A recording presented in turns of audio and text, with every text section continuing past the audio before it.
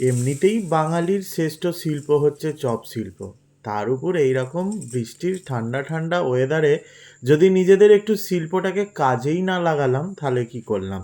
সেই জন্যে নিজেদের শিল্পটাকে কাজে কিভাবে লাগালাম সেটাই শেয়ার করছি। তো আলুর খোলাগুলো একটু একটু রেখে ভালো করে আলুগুলোকে ধুয়ে নিয়েছি, কারণ চপেতে একটু আলুর খোলা না থাকলে চপটার টেস্ট কিন্তু সেরকম ভালো হয় না আমার যেটা মনে হয়। নুন দিয়ে আলুটাকে আমি দুটো সিটি দিয়ে নিচ্ছি। দিয়ে আলুটা সেদ্ধ হয়ে গেলে আমি এদিকে যেটা করছি, বেসনটাকে গোলার ব্যবস্থা করছি। সেই জন্যে বেসন, তার সাথে কালো জিরে, এতে চপের যে মশলাটা এটা আমি বানিয়েছি হচ্ছে গোলমরিচ, শুকনো লঙ্কা, ধনে, জিরে আর কয়েকটা গোটা গরম মশলা দিয়ে এই মশলাটা বানিয়েছি। তার সাথে পরিমাণ মতন নুন দিলাম, খাবার সোডা দিলাম, জল দিয়ে বেসনটাকে আমি একটু নেড়ে চেড়ে ভিজিয়ে রেখে দিচ্ছি। মানে বেসনটা যদি কিছুক্ষণ ভিজিয়ে রাখা হয় তাহলে কিন্তু এটা মানে ফেটাতে অত বেশ মানে হাতের জোর লাগে না, তাড়াতাড়ি হয়ে যায়। চপ শিল্প যেহেতু, শিল্পর মানে সহজ কিছু উপায় তো আছে, সেটাই আমি আপনাদের সাথে শেয়ার করছি।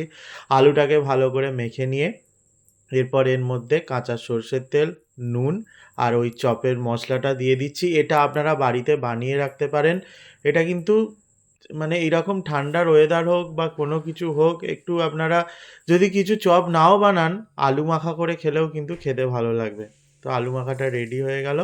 এরপর আমি অল্প একটু সর্ষের তেল দিয়ে তাতে কালো জিরে ফোড়ন দিলাম, কাঁচা লঙ্কা ফোড়ন দিলাম, দিলাম অল্প একটু আদা বাটা, দিয়ে এটাকে হালকা একটু ভেজে নিয়ে দিয়ে দেবো ধনে গুঁড়ো আর তার সাথে অল্প একটু জিরে গুঁড়ো দিয়ে মশলাটাকে একটু ভেজে নিয়ে এর মধ্যে মেখে রাখা যে আলুটা সেটাকে অ্যাড করে দিয়ে ভালো করে 2-4 মিনিট কষিয়ে নেব। এতে কি হবে, চপের মশলাটা একদম পুরোপুরি সুন্দর দোকানের মতন হয়ে যাবে। এটা হয়তো অনেকেই করেন না, এটা করবেন। আর যারা ভেজ খান না, আমিষ একটু খেতে ভালোবাসেন, ওই তেলে আপনারা কি করতে পারেন, অল্প একটু রসুন দিয়ে দিতে পারেন। তো চপের আলুটা এখানে ঠান্ডা হতে দিলাম।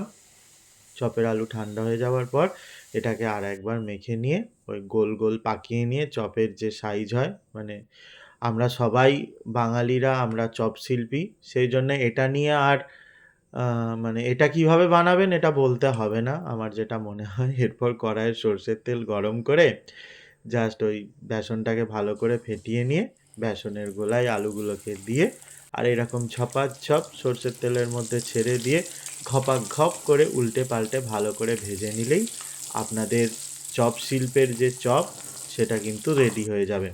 সেটা নিয়ে আপনারা বাজারেও বেরিয়ে পড়তে পারেন, তবে আমি বাজারে বেরোইনি, আমি মুড়িতে নিয়ে সেটাকে খেয়ে নিলাম। তো কেমন লাগলো আজকের এই চপ শিল্পের মানে চপ, অবশ্যই কিন্তু কমেন্ট করে জানাবেন আর পেজটা